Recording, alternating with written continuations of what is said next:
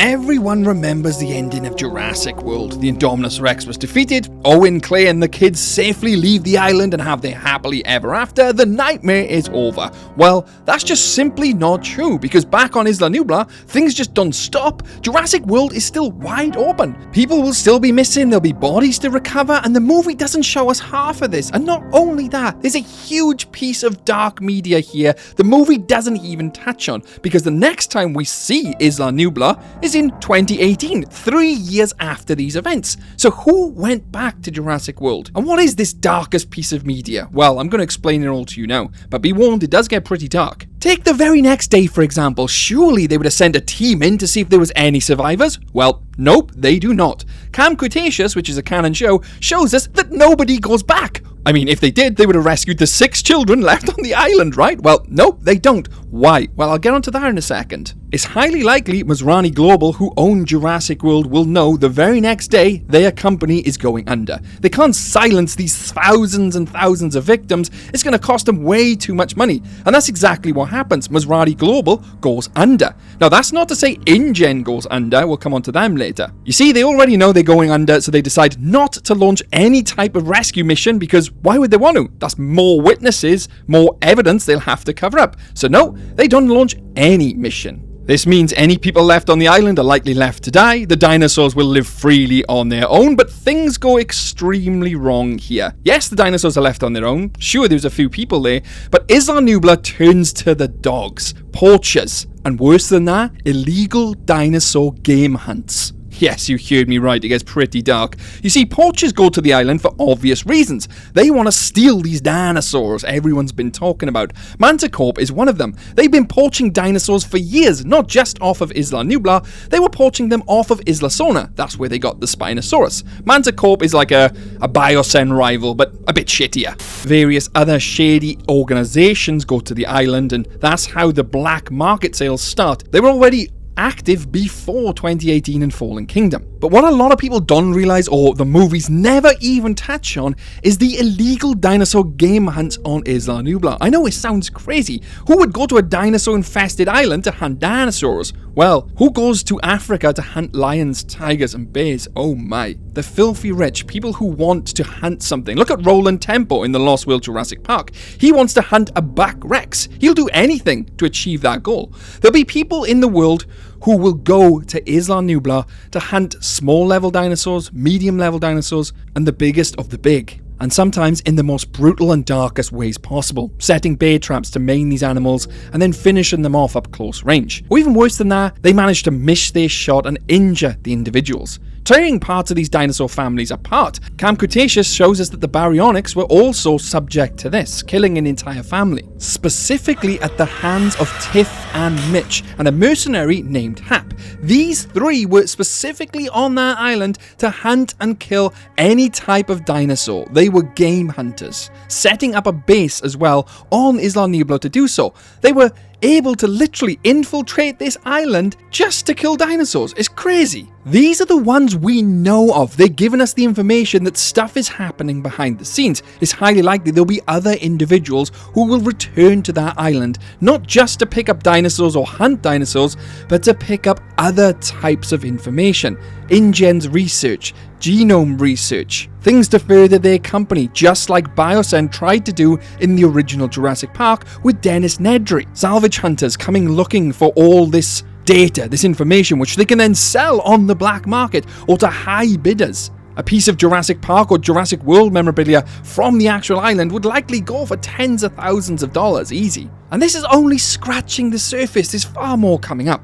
You see, right now, I'd like to talk about that 3-year gap between 2015 and 2018, because there is something which happens between them, and it is a piece of media. In fact, it's a game. There was a game, Jurassic World Aftermath, which focused literally about a few months to a year after the events of Jurassic World, where they send people back to try and gather evidence, genomes, funny enough, gather Blue's DNA, very much like the Jurassic World Dominion plotline, although this game came out in, 2020?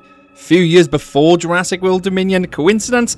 It features a protag going through like all the labs of this abandoned Jurassic World, and the player is being hunted by a pack of velociraptors, which is a bit odd because we don't actually see them in Jurassic World, and this is where things get even more confusing. because initially, this game was classed as canon to the franchise. It was confirmed by the developer themselves on Twitter in September of 2021. However, this was later corrected and clarified by the developers themselves only a few months later, saying that Universal had said, no, this is not canon. Please don't class it as such. So any events that transpired during that game doesn't translate into the movie universe, and it's just headcanon. So what else are we missing here? You're telling me no one went back to retrieve the bodies of their loved ones? Because think back to Jurassic World, we see people being attacked on Main Street. There's far more deaths than the movies show us. Not just adults, children would have been missing too. Well, I explored all that in a different video. Well, this may shock you. Some people did indeed go back to Isla Nublar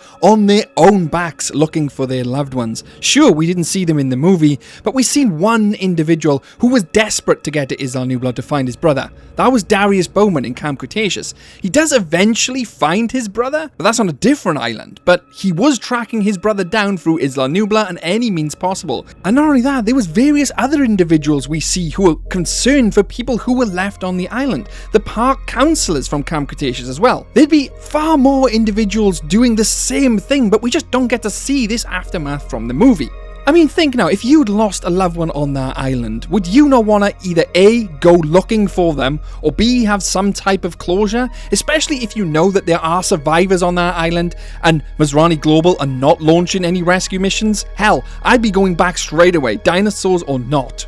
And this is where we bring in other people returning to Isla Nublar. But this is where things get extremely interesting here. You see, Masrani Global was obviously dissolved, gone, kaput. But InGen, on the other hand, what happened to them? There was a canon website called the DPG which came out to coincide in 2018, where they were trying to, rescue the dinosaurs and all stuff like that. Now, Masrani Global on that site had made a statement saying at a later date, they'll decide what to do with their InGen, because InGen was part of Masrani Global at this point. But that day never came. They didn't decide what to do with InGen. Think of Jurassic World. At the very end of the movie, InGen takes over the island. InGen were also present in the old research facility on REBIRTH, Isla St. Hubert. They were there initially, which funnily enough was during Jurassic World's era. They were up to some pretty shady stuff. So do you think they've just disappeared?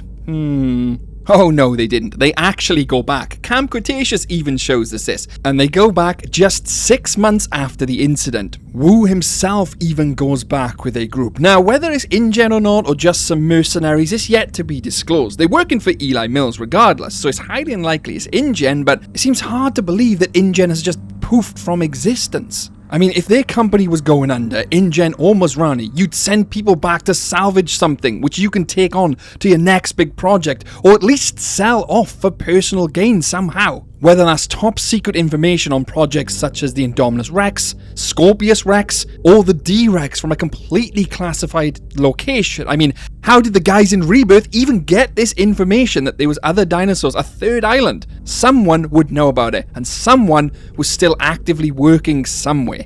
For me though, the darkest thing on all of this is the fact that there was illegal game hunts on Isla Nublar, treating the dinosaurs in some horrendous ways. I mean, these dinosaurs didn't ask to be created or put on this island. Eventually they were wiped out in 2018 in a horrifying scene by the volcano. I mean, the Brachiosaurus we first see in 1993, in that very first scene, was the dinosaur we see leaving or trying to leave the island on the boat, on the dock. That's the same Brachiosaurus. Almost like it's closing an entire chapter. Jurassic Park and Jurassic World. Hammond's dream was now over, and it died with our Brachiosaurus. The reality is both companies, Masrani and InGen, are as bad as each other. No care for human life or dinosaur life for that matter. And a similar thing happened in 1993, although there is far more going on there than there was in Jurassic World. So if you haven't already, I highly recommend checking out the prequel to this video, which is on screen now, and that's what happened after Jurassic Park fell in 1993. And if you've made it this far, you clearly like Jurassic Park and Jurassic World as much as me, and dinosaurs. So hit that subscribe button, there's plenty of stuff for you on this channel. So go on, subscribe for me, please. Massive thanks to the InGen research team who are on screen now. You guys keep the power on in the park. And if you came across a velociraptor out in the open, could your day go any worse? You bet Jurassic can. Catch you later.